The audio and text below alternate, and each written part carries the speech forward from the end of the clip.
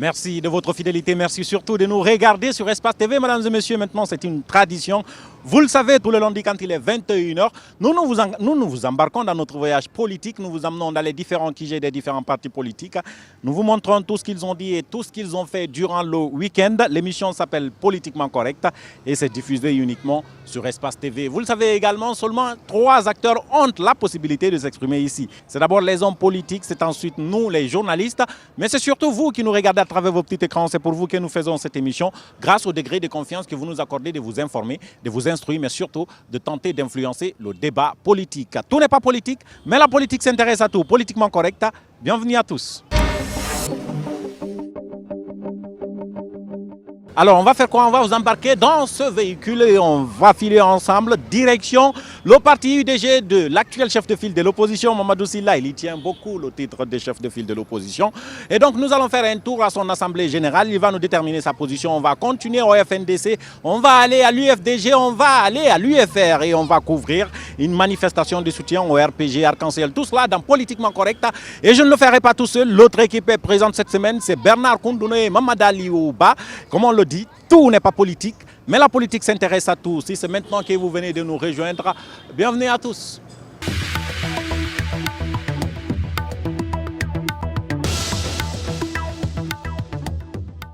Il est le chef de file de l'opposition depuis les élections législatives du 22 mars dernier. Elhadji Mamadou Sylla est président de l'UDG. Fort de ses 4 députés à l'Assemblée nationale, il est considéré comme étant le premier opposant à la politique du professeur Alpha Condé. Alors, le parti UDG ne participera pas à la prochaine présidentielle prévue le 18 octobre. Le parti l'a fait savoir dans une déclaration. Cependant, cette réunion, ou plutôt cette grande assemblée, comme ils veulent qu'on l'appelle après consultation, est de savoir quelles sont les consignes de vote du parti. Nous allons donc entrer avec vous, vous montrer tout ce que vous allez voir dans les conditions du direct. Vous le savez, comme d'habitude, Politiquement Correct, c'est de l'ambiance, des discours, mais surtout de l'interview politique. Bienvenue à tous et c'est ici que nous démarrons notre émission.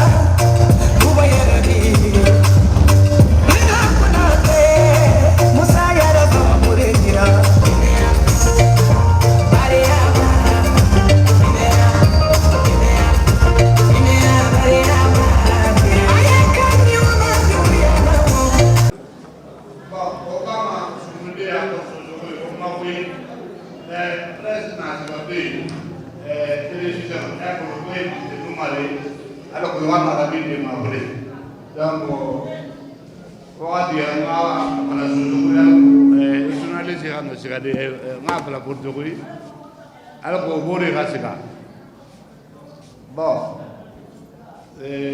bonjour. Information générale qu'on a convoquée aujourd'hui,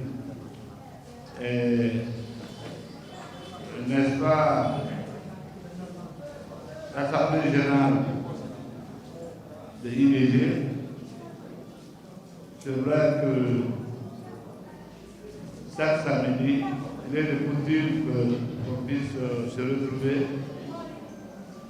pour donner la suite de réunions ou le travail qu'on a fait durant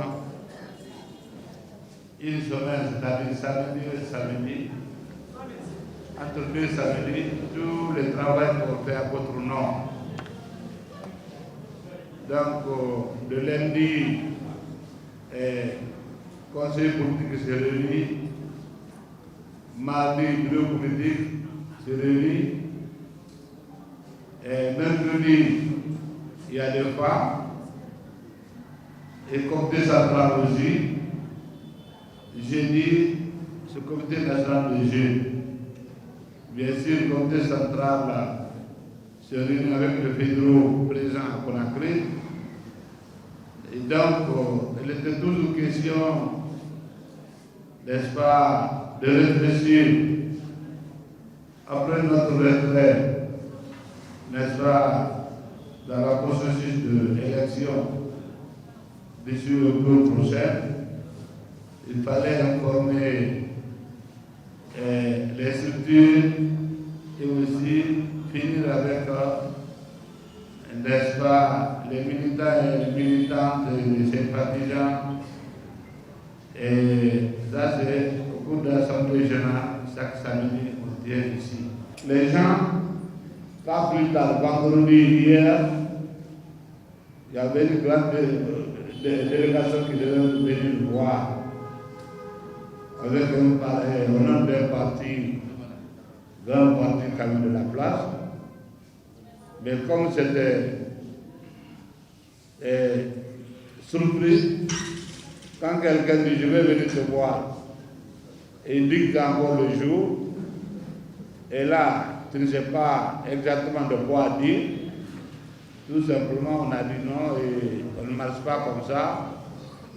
Si on doit le faire, on doit accepter qu'on se voit, il faudrait que le calendrier, comme c'est lui qui doit le recevoir, il faudrait que nous, on donne notre délai, ou le jour et l'heure.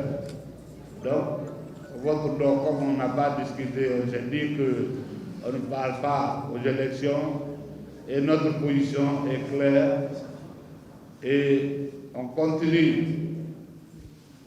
à animer notre parti, et que jusqu'à nouvel ordre, comme on dit, parce que c'est Dieu qui commande, c'est Dieu qui, l'homme propose, Dieu dispose. Donc, l'avenir appartient à Dieu. Donc, comme on ne sait pas discuter ou vous informer à l'avance, donc on ne pourrait pas faire sans qu'on puisse vous informer. Bon, j'avoue qu'il y a beaucoup, hein. Les deux camps, n'est-ce pas, il y a le camp présidentiel, bien sûr, il y a le camp d'opposition plurielle, je vais parler de FND, IFPG, donc, mais l'homme doit être cohérent de ce que tu dis et ce que tu fais. On a dit qu'on ne part pas, et là où tu n'es pas parti, et pourquoi je ne vois pas comment, si tu veux être cohérent avec ta parole, comment tu peux aimer quelqu'un qui est parti là-bas. C'est difficile, mais comme on dit en politique, on ne dit pas jamais, jamais, jamais, jamais, ça appartient à Dieu. On ne sait jamais ce qui peut arriver demain, mais en attendant notre position, on ne part pas et on ne supporte pas quelqu'un. Ça, c'est clair et net.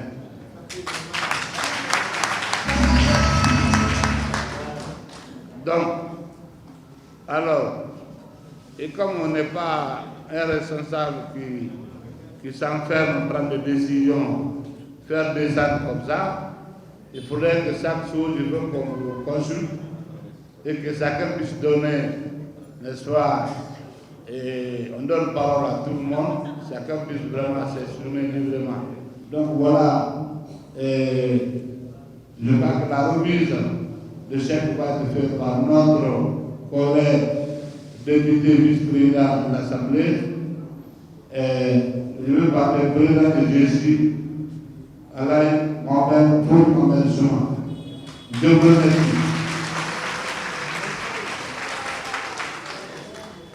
Et voilà, ainsi a décidé le parti UDG, Union démocratique de Guinée, dirigé par Mamadou Sylla. Il ne participera pas à la prochaine présidentielle et il n'apportera pas son soutien à un autre candidat. Nous allons continuer notre émission dans un autre QG. Nous allons aller à l'UFR cette fois-ci, dirigé par Sidi Ato. Et on nous apprend d'ailleurs que c'est lui en personne qui dirige l'Assemblée générale du jour. Donc en attendant, allons-y retrouver Bernard du côté de l'UFDG, mais aussi du FNDC. Politiquement correct, l'émission continue avec l'ambiance à l'UDG.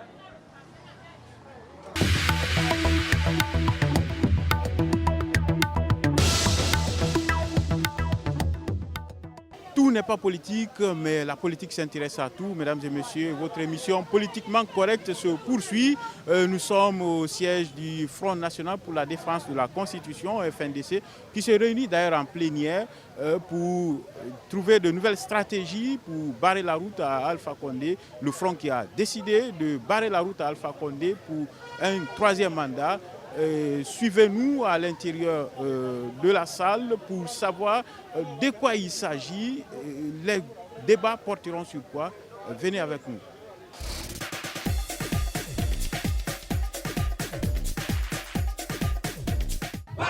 Non au troisième mandat. Non au troisième mandat. L'hymne du FNDC. C'est nous les Guinéens qui avons choisi la liberté, en disant non, troisième mandat, condamnant cette oppression. C'est dans le but de libérer la nation que le FNDC a pris position en appelant toutes les forces de la nation à refuser cette nouvelle domination. On y va avec l'hymne national. Peuple d'Afrique, le passé historique que chante l'hymne de la Guinée vierge, illustre épopée de nos frères morts au champ d'honneur. En libérant l'Afrique, le peuple de Guinée, prêchant l'unité, appelle l'Afrique. Liberté, c'est la voix d'un peuple qui appelle tous ses frères de la grande Afrique. Liberté, c'est la voix d'un peuple qui appelle tous ses frères à se retrouver. Bâtissons l'unité africaine dans l'indépendance recouvrée. Camarades, salut. Citoyens, salut. Tous contre le troisième mandat. Alpha Doua.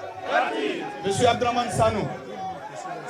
S'il vous plaît, 1 minute de silence et de prière à la mémoire de ceux qui ont été sauvagement tués par le pouvoir de M. Alpha Condé.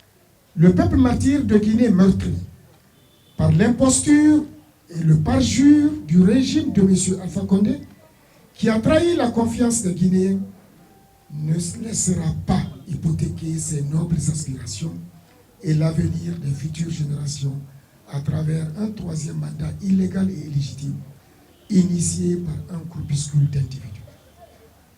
C'est pourquoi notre mouvement citoyen appelle les populations de Conakry et ses alentours à une série de marches pacifiques qui débutent le mardi 29 septembre 2020 pour exiger le départ de M. Alpha Condé qui a violé ses serments.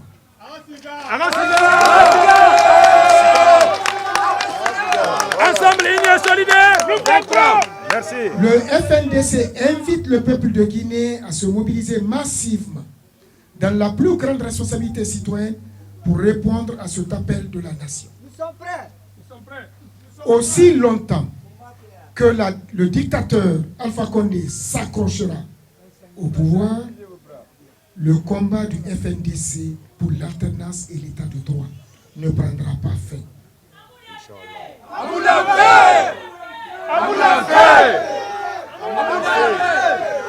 Le FNDC lance un appel aux travailleurs, aux artistes, aux femmes, aux jeunes, aux opérateurs économiques, aux activistes politiques et aux partis politiques, aux acteurs de la société civile et aux syndicats à se mobiliser dans un élan républicain en suivant les mots d'ordre donnés par la coordination du FNDC pour exiger l'arrêt immédiat des kidnappings et la libération de tous les détenus politiques.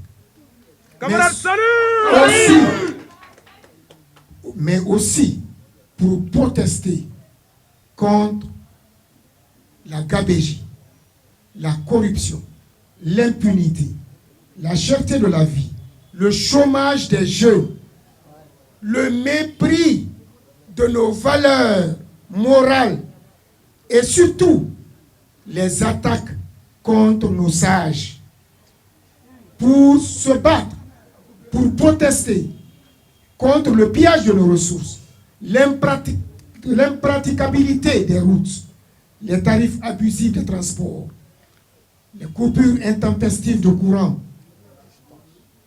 et l'inexistence d'électricité dans nos villes, de l'eau dans nos pompes, pour faire barrage au coup d'État de M. Alpha Condé, dont la seule ambition aujourd'hui est de rester au pouvoir à vie. Non au coup d'État civil, non au troisième mandat. Le 28 septembre, j'étais avec certains de ses lieutenants les plus proches et certains d'entre eux ont frôlé la mort. Nous sommes contre une présidence à vie. Nous sommes pour la limitation des mandats.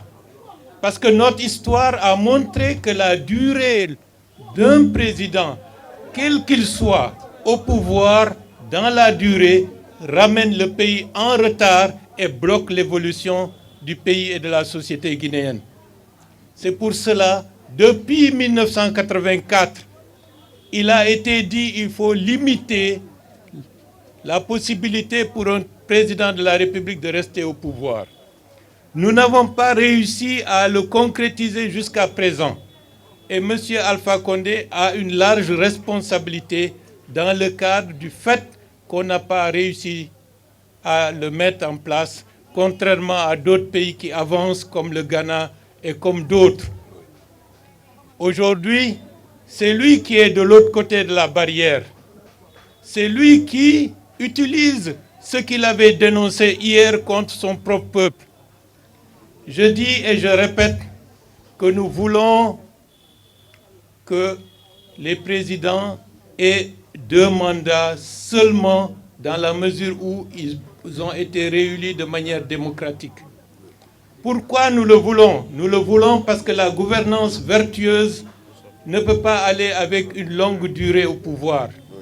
Nous manquons de l'essentiel, les routes, la crise scolaire qui est endémique dans ce pays, mais les enfants et l'avenir du pays dans une situation catastrophique. Il y a d'autres choses fondamentales sur lesquelles la Guinée a accumulé des crises et des crises qui font que même après le 18 octobre, quelle que soit l'issue de ce qu'il y aura, la Guinée va exploser dans un cocktail de crises qui feront que la gouvernance au lendemain du 18 octobre sera une gouvernance chahutée, ce sera une gouvernance qui ne pourra pas ramener la stabilité. Au contraire, ce sera une gouvernance qui, d'une manière ou d'une autre, soit elle change radicalement, soit elle plonge la Guinée dans l'instabilité. On est citoyen avant d'être ouvrier, avant d'être magistrat. Donc c'est un appel qui est lancé à toute la Guinée pour qu'à partir du 29, que nous nous mobilisions et que les manifestations se poursuivent jusqu'au départ du dictateur. C'est de ça qu'il s'agit. Merci beaucoup. Citoyens, salut! Citoyens, salut! Une réunion avec le FNDC où vous avez décidé de marcher le 29 septembre prochain. Est-ce que qu'est-ce que le modèle va contribuer? Est-ce que vous avez des militants qui vont sortir? Évidemment que nous souscrivons, d'autant plus que nous avons participé à la prise de décision. Et le modèle, depuis les premières heures du FNDC, à tous les niveaux, que ce soit au niveau national, la coordination, les entités de décision, ainsi que nos organes à l'intérieur du pays. Donc nous sommes pleinement impliqués dans cette dynamique, dans ce combat-là. Comme vous l'avez entendu dans la déclaration, une nécessité de se mobiliser afin de faire une manifestation de rue qui va commencer le 29 et qui va se poursuivre dans les autres jours, jusqu'à ce que Alpha Condé renonce à travers la pression que le peuple de Guinée va lui faire. Nous pensons que c'est nécessaire. Et c'est pourquoi... Est-ce que vous croyez à cette mobilisation? Évidemment. Du moment où les ténors de l'opposition ne sont plus avec vous. Hein? Écoutez, c'est le peuple de Guinée qui a l'habitude de se mobiliser. Vous savez très bien que le FNDC n'a plus rien à prouver en matière de capacité de mobilisation. Le FNDC moins les militants de l'UFDG, puisque le parti participe au scrutin. Hein? C'est sûr que ces militants ne seront pas dans les rues, puisqu'ils doivent participer. Le FNDC moins les militants de l'UFDG. Est-ce que vous croyez à la réussite? Mais écoutez, ces militants de l'UFDG et des autres partis politiques sont des citoyens guinéens auxquels on s'adresse. Et ces citoyens guinéens sont concernés par la lutte que nous sommes en train de mener. On est d'abord citoyen avant d'être un militant. Et des militants ne sont pas un bétail. Ils ont une liberté d'arbitrer, ils ont une intelligence, ils ont un cerveau. Donc, et je ne pense pas aussi qu'un parti politique puisse donner des consignes à des militants de ne pas participer à une lutte citoyenne. Monsieur Baouri n'a pas participé au scrutin présidentiel. C'est quoi les raisons? Vous savez, les raisons, on les a déclinées maintes fois. Nous ne pouvons pas participer à une échéance présidentielle alors que le pays n'a pas de constitution valide.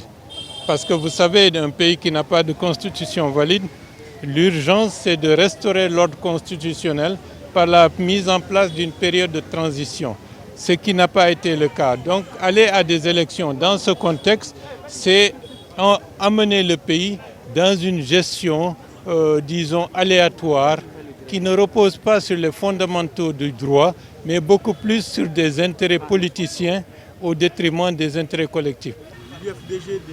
L'UFDG déjà n'est pas avec vous puisque le parti ira à la présidentielle. Vous avez un bon nombre de vos militants de moins puisque ces gens-là iront au scrutin, ils ne seront pas dans les rues pour empêcher ce scrutin. Est-ce que vous croyez au reste du FNDC, au reste des membres du FNDC?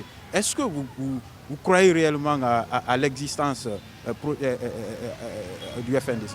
Le FNDC existe et je dois dire même pendant ces 18 derniers mois, le FNDC a cristallisé la volonté populaire. Et je dois dire que beaucoup de gens se sont réfugiés derrière le FNDC pour avoir une survie politique.